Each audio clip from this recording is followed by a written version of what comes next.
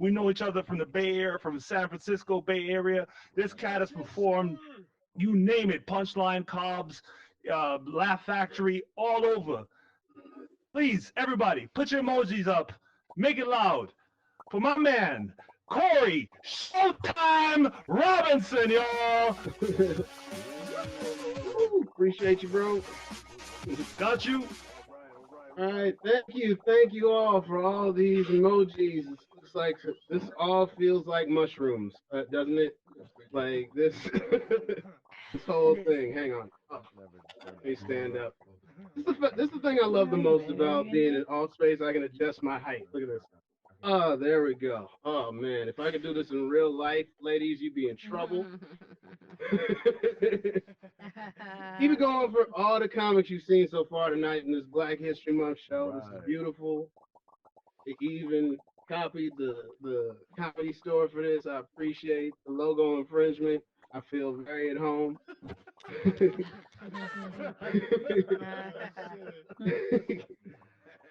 It's good to be here. Is that the proper way to say? Like we're all experiencing this at the same place in the same time, but we're not in the same place. Like I'm standing in my boxer shorts in like my little man cave.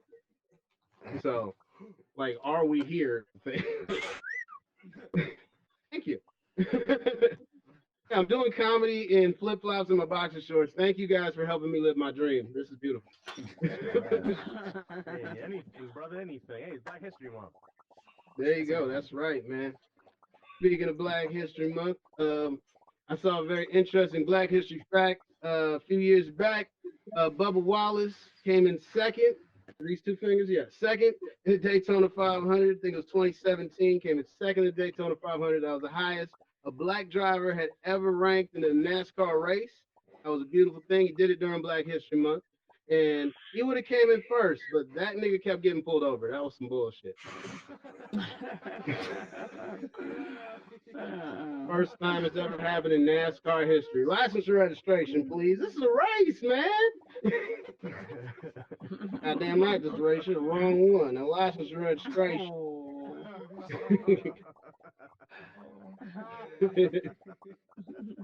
Yeah, it's just how life is. I've been actually following Bubba Wallace now. It's interesting because last year he popped up in the news again because it looked like he was a victim of a hate crime. He was doing a race in Alabama and found a noose hanging in his garage, and it was a really cool gesture by NASCAR. Everybody, all the drivers came out and pushed his car out in unity. They're like, "Hey man, we won't stand for this." It's crazy that NASCAR has one half black driver, and they did more for him to make him feel comfortable than the NFL does for the 75% of their league. You know what I mean? And they're like, damn, man, we got to make this nigga feel comfortable. We got to get this noose down. We got to take down these Confederate flags. We got to do something. Shit. But we get shotgun there. Better do it before I get more. But here's the crazy thing, though. Here's the twist. The FBI looked into that and found out it wasn't actually a hate crime targeted at Bubba. It was just hanging there because it was a racetrack in Alabama.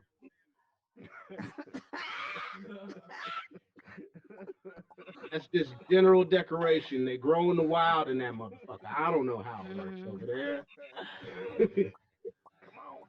Guarantee you this much. Everything in that police report was misspelled. All right, we're moving on. Good to be in this virtual space because I live in South Central Los Angeles on the corner of Crip and MS 13. I know that for a fact because they wrote it on my house. In fact, you know you live in a bad neighborhood when you go to the grocery store in the middle of the night and there's a little girl out front selling Girl Scout cookies. $15 a gram.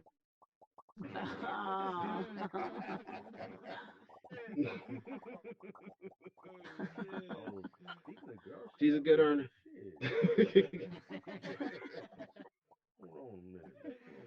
Because I'm in LA, we're still way more locked down than most of the rest of the country or the world, really, for that matter. Everybody's still wearing masks. I'm getting used to them. I'm trying to, but Anybody else had to brush their teeth more since the mask mandate? Anybody? Just me? You gotta brush your teeth more. Thank you. I don't feel so. Yeah. Don't tell on. Like, don't have me telling on myself. Like that shit. Have me check myself, dude. Man, one time I ate a chili dog, put on my mask, belched, and crop dusted my motherfucking self. I almost passed out. Thought I had COVID. He's like, oh, he's woozy. He's shortness of breath. Oh shit! Oh god! 11%. Masks can be fun though. I've been learning to have fun with them. I recently learned a good use for the mask. If you go into a place like a bank and just change your voice, you can say whatever's been actually on your mind for the last 15 minutes, you know? Like, I'll be standing in the back of a long ass back line like, hurry the fuck up, dude. Shit, I got fucking things to do, bro. Amazing.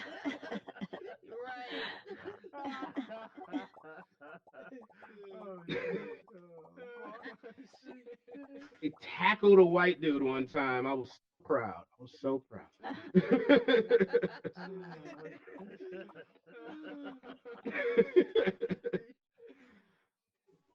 Here's another interesting thing that happened during Black History Month. I believe in karma and I don't want to wish ill on anyone, so let me find the most positive way to say this. I'm very proud of cancer for surviving Rush Limbaugh. Yes. 100%. Yes. Does that make sense?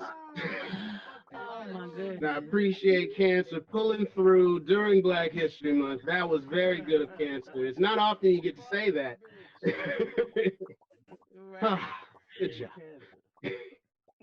Next, I'm hoping to say the same about Donald Trump and Kentucky Fried Chicken. Anyway. Anything. Silver bullet. Yeah, there's all kinds of things going on. Oh, man. Last month, I saw a great moment in Black history, the Trump insurrection, January 6th. Never forget. Oh, my God. It was the greatest day of television ever seen in my life. Oh. I was watching 3 different news outlets with my dick out for 4 hours straight. It was beautiful. Oh man, I was watching so many white people act the goddamn fool. It was a beautiful thing for Black people in America who've been accused of so many different things to watch white people have a full-fledged nigga moment at the Capitol. Right. Me and my girl were just huddled up on the couch eating popcorn, like, Look at these savages destroying their own community. Yes, these niggas. I blame the schools.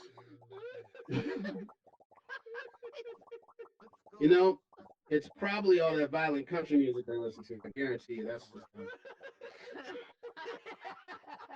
Depressing country music. This is depressing country. That's why I'm here. That's why we're here. I don't even really have to put too much of a twist on life. Anyway.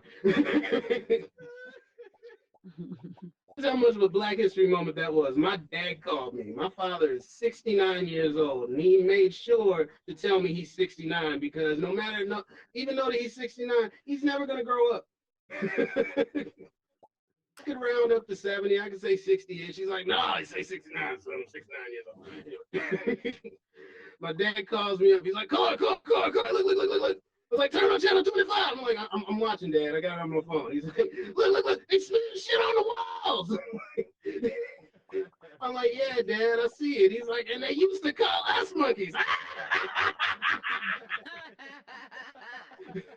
Yes. I love my dad. My dad is a walking, talking, living, breathing Black stereotype. Oh, I love him to death. My father looks like something that was made in 1977. My dad is the type of Black dude that's so overdressed he's tacky. You know what I'm saying? Like my father wear a 3-piece suit to Planet Fitness.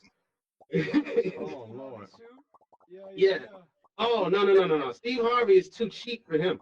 Oh shit. My dad go to that specialty store in the mall that give you all that Spice Adams old school gear. You know what I'm saying? I'm talking with the overcoat and the hat with the feather in it and the matching shoes, all that player. Like, my mother has strange taste. Anyway,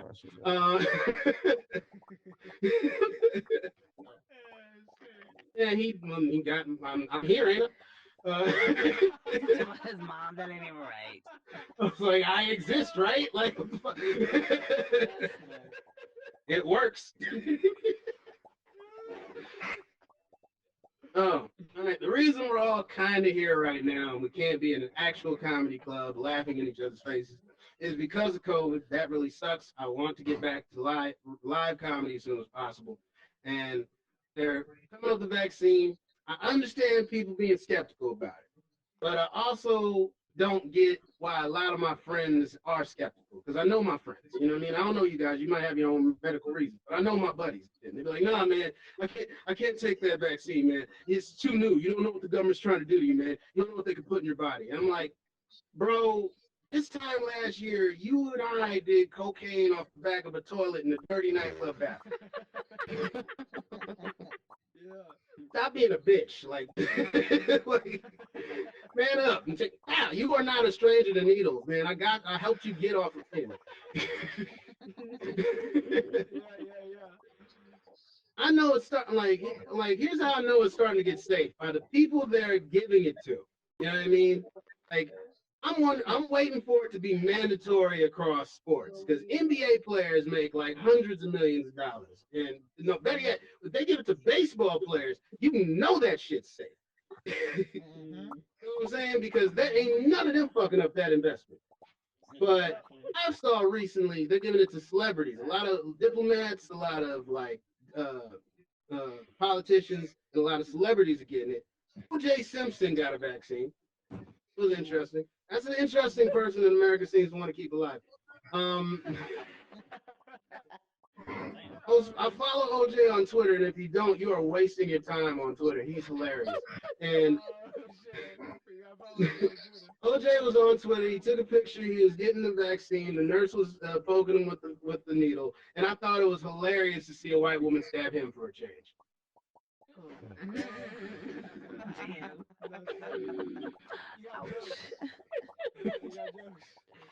That was the point. Yes, I have jokes. It's literally in my job title. I'm just reminding you.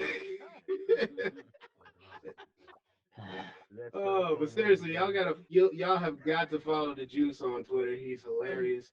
He's one of them old dudes that, like, I don't know if he's trolling us on purpose or not, but it's beautiful. Like, he gets on Twitter and be like, "Hey y'all, it's yours truly, and I just got back from the hospital, and I gotta tell you, I feel great. I feel wonderful to have that injection." I was like, yeah, OJ knows the thing about getting stabbed. Good old Juice, always cuts to the chase. The thing is, we don't care if OJ did it. He did it. Who cares? He got away with it.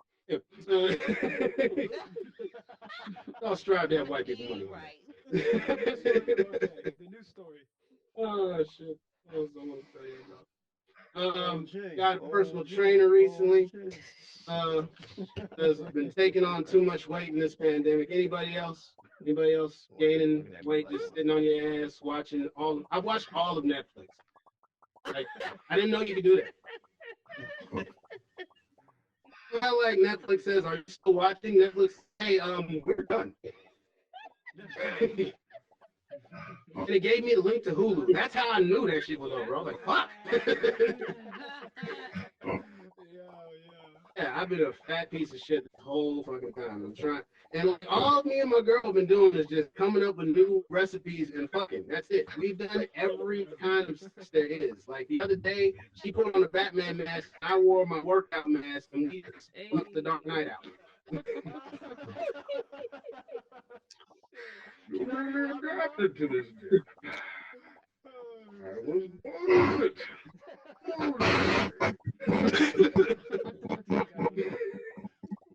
Yeah, exactly. You goddamn right it got weird. We're out of shit. It's been over a year, man. Like, what else is there to do?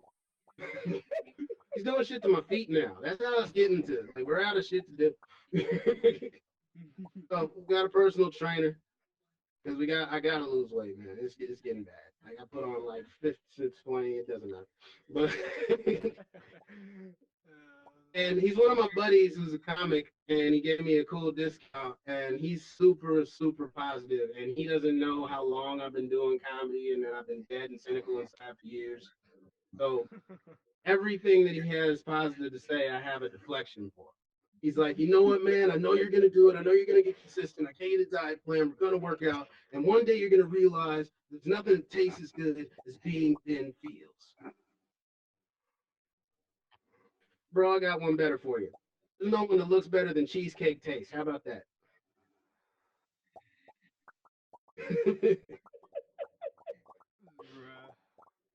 I had a steak last week that made me feel like I was in a relationship. I was like, oh my God, I want to marry this. Yes. Like, there's a skinny dude inside you just waiting to get out. I digested that motherfucker in high school, bro. I think those days are over. Then he hit me with something I thought I could do. He's like, you know what, man? I've been reading about this. This might be good for you. I know the keto wasn't working for you, the low carb and whatnot. Try this.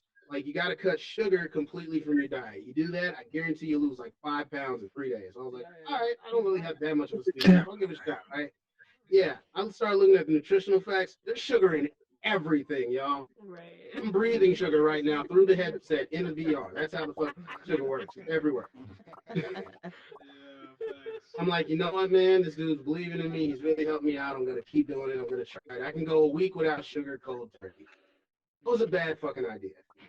5 days into this diet, I started having withdrawals. At day 6, I was hooked on sugar substitutes. By day 7, I'm snorting lines of Splenda. At day 8, I'm cutting my stevia with equal, looking for a vein. Freebase or Reese's Pieces. That's how fucking bad it gets, y'all. All right, man. I'm Cory Showtime. Thank y'all so much. Have a good one. Please stick around. We're doing the Showtime and Kev podcast after this. Be in the audience. You'll definitely enjoy it. Yeah. One more time for Cory Showtime Robinson, everybody. Freemason. Give it up for all comedy scene I tonight. can really hear. I was trying to hear this. Deshaun Thompson, Richard Douglas Jones, and Cory Showtime Robinson. Kevin Romano Monroe. I will work on my black voice. I'll see you guys next time. Good to see all these black faces. Follow us, please, to the next spot. We're going to do the Showtime and Kev podcast and chop it up. See you soon. Peace out.